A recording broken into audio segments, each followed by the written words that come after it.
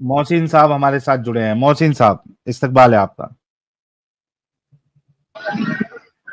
साहिल भाई सलाम वालेकुम। वालेकुम अस्सलाम प्यारे भाई। मुंबई से है क्या? नहीं भाई, मैं पूना से हूँ भाई। अच्छा, मोमिन है, बच्चे खत्म हो गया? हाँ है, ऑलमोस्ट थोड़े हैं बचे हुए। एक तो थोड़े बच्चे सवाल है हैं? भाई। हाँ, थोड़ा सवाल है आपसे। कितना % बचे हैं, पहले ये बताओ। आ, मुश्किल है 20-30%। अच्छा, 20-30%। नमाज पढ़ते थे? बिल्कुल भाई। ओके। नमाज पढ़ते आयतुल थे, कुर्सी रोजे भी सुनाओ। रखते थे। बिस्मिल्लाहिर्रहमानिर्रहीम। अल्लाहु ला इलाहा इल्ला हुवल हय्युल कय्यूम ला तअखुज़ुहु सिनतुन वला नौम लहु मा फिस समावाति व मा फिल अर्दि मन ज़ल्लज़ी यशफ़अु इंदहु इल्ला बिइज़्निही यअलमु मा बैना अयदीहिम व मा ख़लफ़हुम व ला युहीतूना बिशैइन मिन इल्मिही इल्ला बिमा शाअ वसिअ कुर्सियुहु समावाति वल अर्द व ला यऊदुहु हिफ्ज़ुहुम व हुवल अलिय्युल अज़ीम। माशाअल्लाह। जी भाई, क्या है सवाल आपका? और 20-30% भी क्यों बचे हुए हैं? सूरह बकरा की आयत है, सूरह अल बकरा हाँ। की आयत नंबर 6। ओके ये इसको जरा समझाइए ना। आयत नंबर 6, 7 और 8, ये किसके भाई। बारे में बात चल रही है? डीपी में जिसकी फोटो लगा है भाई, क्या मस्त एक्टिंग करता है यार। भाई फैन हूं मैं इसका बहुत बड़ा। फैन है आप? इसकी और भी हाँ कोई भाई। सीरीज मूवी भी है क्या? सिर्फ वो उसी में ही है, मनी हाइस्ट में ही था वो? दूसरी नहीं है शायद उसकी।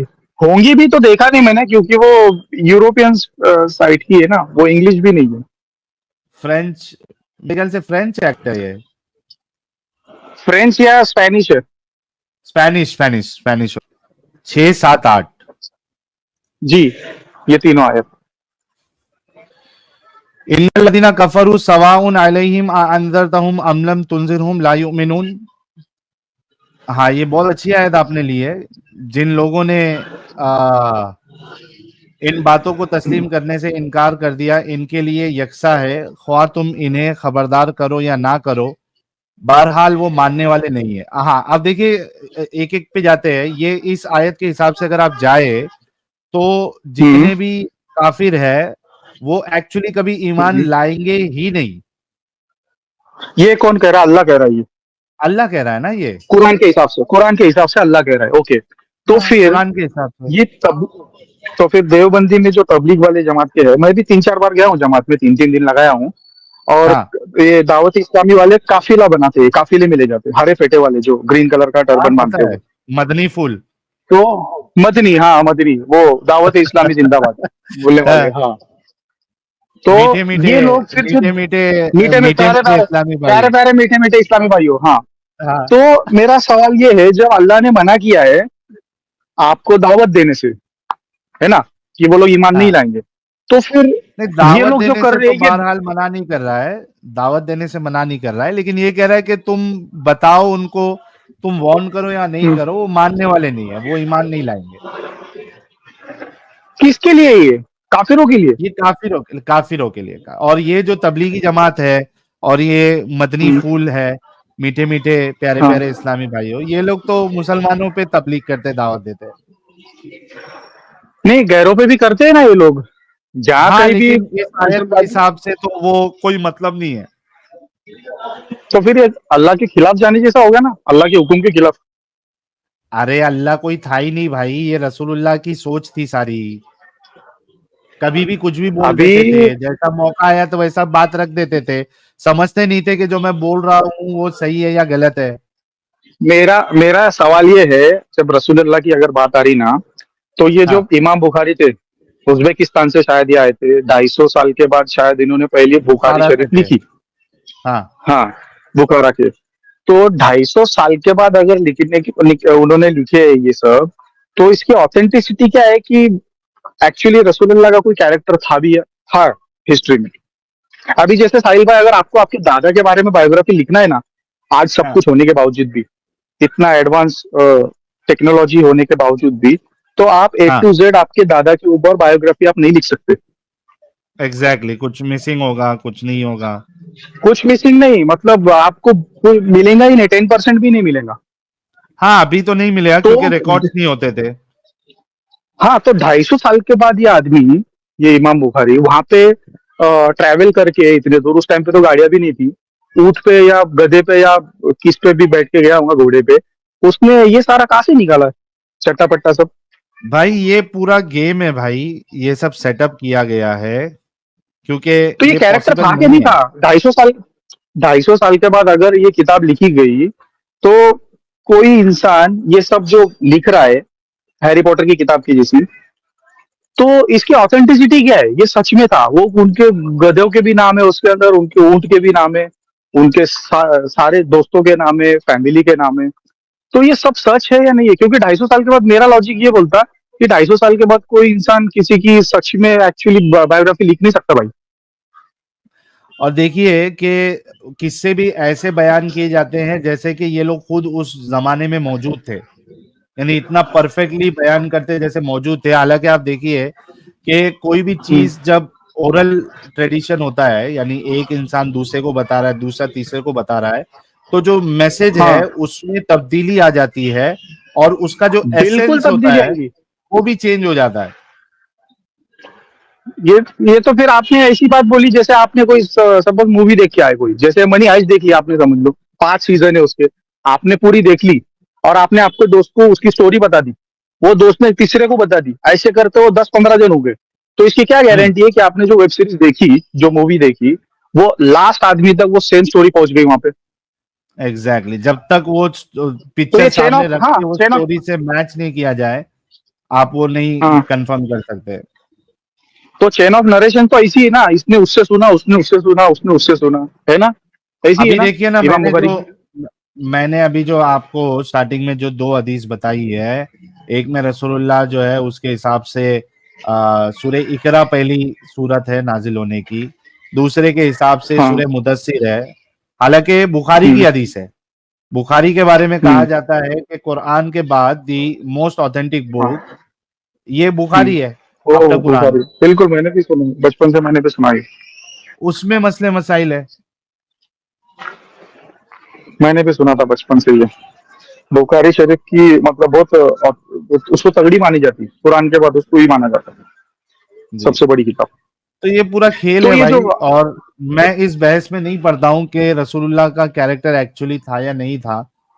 मैं इस ये तरीके बहुत से बड़ा चलता क्वेश्चन हूं है। कि हाँ, नहीं, क्वेश्चन है और बहुत से लोग इस पे इस अंदाज में भी काम कर रहे हैं। हमारे कुरान वाला है और भी लोग हैं, ये हम्म, बड़े अच्छे तरीके से इसको एक्सपोज कर रहे हैं। मैं इस लेवल पे से नहीं करता हूँ। मेरा सिंपल सा लेवल है कि जो डेटा मौजूद है और जो खुद मोमिनों ने लिखा है, क्या उसके हिसाब से हम्म। भी इस शख्सियत को रसूल और नबी तो छोड़ दीजिए, क्या एक अच्छा इंसान भी माना जा सकता है?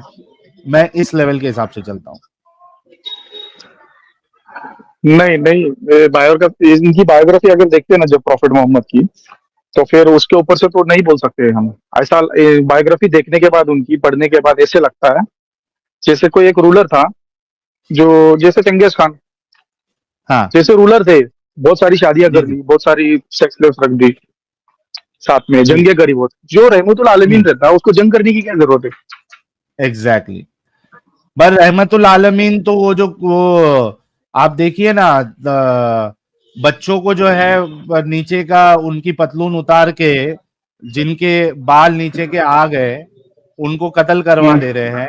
ये रहमतुल आलमीन है। क्या आप ऐसे को रहमतुल आलमीन कहेंगे जिसके सामने सहाबा ये आके कंसर्न अपना जाहिर हम्म, कर रहे हैं कि हम रात में जब अटैक करते हैं तो हमसे मुशरिकों की सॉरी, औरतें और उनके बच्चे भी मारे जाते हैं? क्या ये रहमतुल्लिल आलमीन हो सकता है जो इस मौके पे ये कहने के बजाय कि भाई आपने फिर रात में अटैक ना करे, और कौन सा आप बॉम्ब डाल रहे हो जो सारे मारे जाते हैं? आप आप तो तलवार से लड़ रहे हो, तो वो बच्चे नहीं मारे जाने चाहिए, या तो रात में लड़ाई मत करो। ये कहने के बजाय रसूलुल्लाह कहते हैं कि भाई वो उन्हीं में से है। क्या इनको आप रहमतुल्लिल आलमीन कहेंगे? क्या आप ऐसे शख्स को हम्म, रहमतुल्लिल आलमीन कहेंगे कि जो जिसको रसूलुल्लाह ने सजा की तौर पे उनका एक हाथ कटवा दिया, पैर कटवा दिया, लोहे के गरम लोहा जो इनके आंख में डलवा दिया, जो हम्म, ये कैमल यूरिन वाला मामला है, वो लोग को जब रसूलुल्लाह ने कहा था कि भाई आप ऊंट का पेशाब और दूध पीजिए, तो वो जाके वो उन्होंने क्या किया कि वो ऊंट भी चोरी कर लिया और जिसका ऊंट था उसको मार दिया, तो पकड़े गए। तो उनको इस तरीके की सजा अल्लाह के रसूल ने दी है। तो ये क्या रहमतुल आलमीन हो सकता है जो इतनी नहीं, खतरनाक सजा दे? रहमतुल आलमीन तो ऐसे रहना मांगता कि उनके ऊपर अगर किसी ने हाथ भी उठा दिया या कुछ कर भी दिया, तो जैसे हाथ उठा लिया, गाली दे दिया, तो भी उसको दुआ देने वाला मांगता, उसको बोल सकते भाई रहमतुल आलमीन ही के बाबा दयावान बंदा है। जी, और आप देखिए कि अगर कुरान के हिसाब से ही अगर आप चले, यानी इस्लाम के हिसाब से ही चले, तो इनमें बस एक ही नबी ऐसे है जिनके बारे में आपको ये जंग वंग की बातें नहीं मिलती है, वो है हजरत ईसा। हाँ, वो तो फिर बेटर कैरेक्टर लग रहा है कुरान शरीफ के अंदर।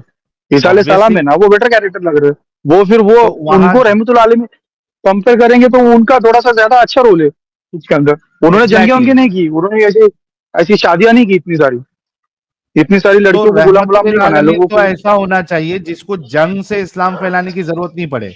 भाई जब तुम इसको हाँ, दुनिया, मतलब इसका आप देखो कि हर लेवल से इस्लाम का कॉन्सेप्ट जो है ना वो फेक और गलत नजर आता है। जब आप ये भी कहते हो कि किसी पे जबरदस्ती नहीं है कि वो इस्लाम कबूल करे, ये तो टेस्ट है ये दुनिया। आ, ये आपको जो है वो कयामत के दिन बदला दिया जाएगा, यहाँ पे आप फोर्स नहीं कर सकते। तो ऐसे में तो सिर्फ रसूलुल्लाह को अपनी दावत पेश करनी चाहिए थी, लड़ाई जंग तो करना ही नहीं चाहिए जैसे था। जैसे आज प्रसार प्रचार होता है ना रिलीजन का, हाँ इस्लाम रिलीजन का भी, जैसे ये दावत इस्लामी वाले करते, ये देवबंदी वाले मतलब तबलीग जमात वाले करते, दूसरे वहाबी वाले भी करते। तो ये लोग थोड़ी ना हुकूमत हाथ में लेके खलीफा बन के जंग करके इस्लाम फैला रहे, ये तो ऐसे ही फैला रहे। तो उस टाइम पे भी उनको बिल्कुल, खिलाफत हाथ में लेने की जरूरत है, सवाल आ रहे मेरे जहन में कि उनको नहीं उस टाइम सही पे सवाल है खिलाफत आप। के लिए लड़ने की क्या जरूरत पड़ी, और जंगी करने की क्या जरूरत पड़ी इस्लाम के नाम पे। बिल्कुल, बल्कि एक स्टेटमेंट रसूलुल्लाह का इतना खतरनाक है कि इसी से रसूलुल्लाह की सोच जाहिर हो जाती है। बुखारी में भी हदीस है, मुस्लिम में भी हदीस है। रसूलुल्लाह कहते हैं कि मुझे लड़ाई करने का हुक्म दिया गया है जब तक के लोग ला इलाहा इल्लल्लाह ना कह ले। जब वो ला इलाहा इल्लल्लाह कहेंगे तब उनका जान और माल उसकी हमसे हिफाजत रहेगी। अब इससे बड़ा सबूत क्या चाहिए मोमिनों को कि ये कोई रसूल, ये कोई रहमतुल लिल आलमीन नहीं हो सकते। ये रूलर बोल सकते हैं इनको, रूलर रूलर बोल एग्जैक्टली सकते हैं, डिक्टेटर डिक्टेटर डिक्टेटर बोल, जैसे है ना किंग जोंग उन डिक्टेटर। रहता है ना वो। तो वैसी वैसी बिल्कुल बात हो सही, गई ये तो।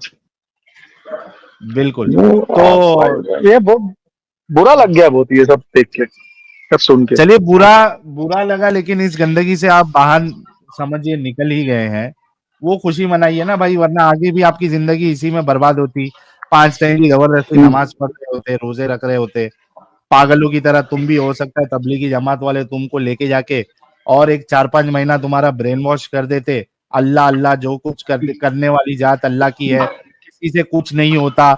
ये चूरन दे दे के उन लोग कितने लोगों को पागल बना के वो बड़े भाई का पैजामा कुर्ता और छोटे भाई का पैजामा और हाथ में एक मिसवाक लेके जो है वो दर दर जो है उनको भटका रहे हैं। वैसा हो सकता तुम भी भटकते रहते। खुशी मनाओ, लकी है तुम कि तुम इस कल्ट की हकीकत को समझ लिए और तुम बाहर निकल गए। हम्म। नहीं है यार, इसके बाद क्या अभी भाई भाई। अभी थोड़ी देर पहले मैंने एक भाई को जवाब दिया था, आप सुन रहे थे? नहीं, मैं जस्ट ज्वाइन किया था, 1 मिनट मिले आप। देखिए, इसके बाद कई सारे लोगों का, जो मोमिनों के लिए एक्चुअली ये एक बहुत बड़ा डिलेमा है कि इस्लाम छोड़ने के बाद क्या। ये कई सारे लोगों का सवाल होता है, सोच होती है, सोचते हो। तो भाई मेरा पर्सपेक्टिव मैंने कई बार बताया हुआ है, मैं अपना पर्सपेक्टिव फिर से बता देता हूँ, और ये भाई के लिए भी और जितने लोग सुन रहे हैं, कि जो लोग इस्लाम छोड़ देते हैं सबसे पहले तो उनको एक ब्रेक लेना चाहिए, ब्लैंक हो जाना चाहिए एकदम। ये सोच में नहीं रहना चाहिए कि अभी मुझे दूसरे का सहारा चाहिए। अभी अभी नहीं नहीं, ये दूसरे का सहारा सहारे की छूट बात नहीं गया। है। नहीं, मैं अपनी बात तो कंप्लीट कर लूं भाई, हम्म। अब उसमें आपका शायद सॉरी। जवाब आ जाएगा। मैं ओवरऑल इन जनरल बता रहा हूँ, नॉट नेसेसरी कि हर चीज आपसे मैच होती हो। तो जरूरी नहीं है कि एक दामन छूटा तो आपने दूसरा दामन अवेलेबल होना ही चाहिए। ब्रेक लो, पहले थोड़ा खुशी मनाओ, लाइफ में सुकून से रहो, और देखो कि क्या आप बिना किसी खुदा के तसव्वुर के साथ जिंदगी अपनी गुजार सकते हैं या नहीं गुजार सकते। अगर गुजार सकते हैं, वेल एंड गुड। हम इंडिया में रहते हैं, यहाँ पे कॉन्स्टिट्यूशन है, कॉन्स्टिट्यूशन ही हमारा धर्म होना चाहिए। अगर आपने जो गैप लिया और सोचा समझा, लेकिन आपको समझ में आ रहा है कि नहीं भाई, मुझे एक सुप्रीम बीइंग की जरूरत है, मैं उस तसव्वुर के बिना नहीं रह सकता, तो ऐसे लोगों के लिए फिर वही सजेशन है, फिर आपने जो है फिर मेहनत करनी पड़ेगी, आपने तहकीक करना पड़ेगा कि भाई जो बाकी दुनिया में एग्जिस्टिंग आइडियोलॉजीज है, खास करके आपको शुरुआत करना पड़ेगा बड़ी बड़ी आइडियोलॉजीज के साथ।